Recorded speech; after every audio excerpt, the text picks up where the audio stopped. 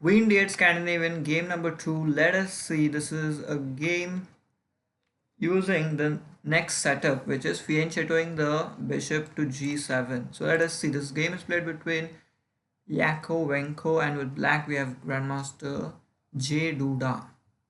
So let's go. So here Grandmaster J Duda is going to play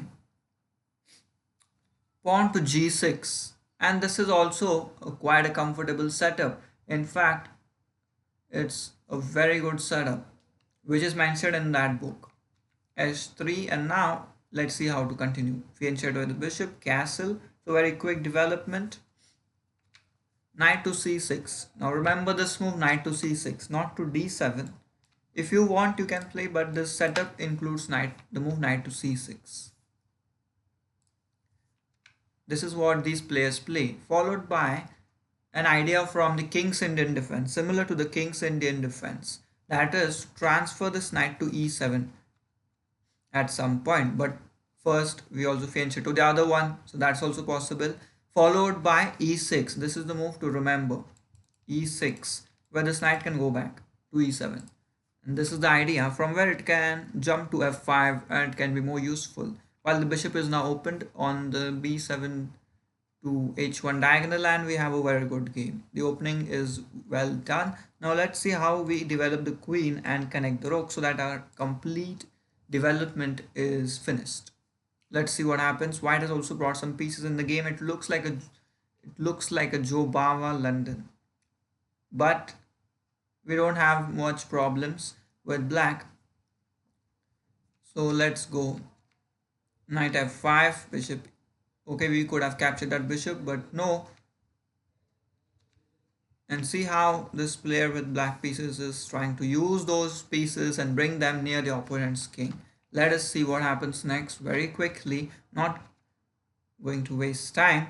Knight f5 attacking that bishop goes back. So this idea is quite good, and it is played by Grandmaster Karpov in many of his games since it's still in defense, that bishop which just goes back home. After that rook on a1 moves, the bishop can just sit back home. This is seen in Grandmaster Karpov and Kasparov games. So similarly, we are seeing it here. c5 is a very tricky move.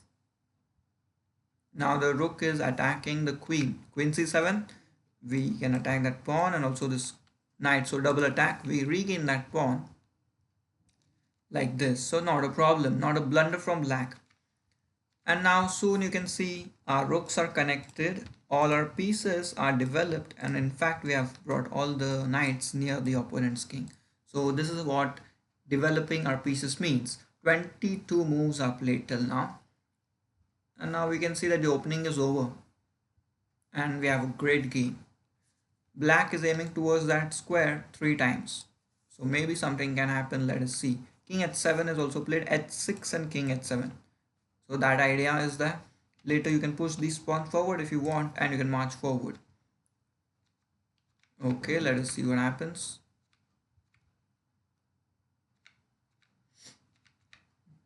Okay, exchanging pieces. Our bishop, the fianchettoed bishop, is also in the game now, just like the games of Grandmaster Kasparov in the Sicilian, Scheveningen. Similarly, here we have a very good setup for our pieces. Knight f4, exchanging those pieces. 6 pawns each and 1 rook and 2 minor pieces. Both of them have bishops, but you can see this white bishop right now it is blocked. Even if it goes over there, it will be blocked. But our bishop, it will be useful. Let's see what happens. That bishop is sleeping at home, but that's not a bad thing. Queen d7, g5 as I told you, h6, g5, marching those pawns forward. That's a nice idea. Let's go forward and let's see what happens. We have already won a pawn because the opponent played bishop to e3. But first we attack that queen, because even if that pawn is attacked, we attack that queen, creating threats. And now instead of saving that pawn, we attack the opponent's b2 pawn. The opponent captures on c5, rook to e6 and rook to b1. We cannot capture the a3 pawn, so we go back to e5, attack the queen. So always these players are trying to attack, finding attacking moves. And if we do this, we can win the game. You can play good moves. And now here after the move queen to d2, that bishop is attacked. And actually that bishop cannot be saved. It can't be saved like this. The rook can't come over here. The bishop will capture it. So that's also a problem. So actually the only move was queen to f2. That was a move, right? Then that bishop would be saved. But the opponent played rook to d1. And we got that piece. And here it was a blitz game. So now here white lost the game, resigned the game, and black is simply piece up, as we can see. So the most important thing you can remember is this idea, the setup, g6 setup, followed by fianchettoing and castling, and then knight c6 followed by e6 and knight to e7. Very good setup for black. Discussed in that book, you can check that out. Thank you. And let's stop this video. If you watch this, you're all done.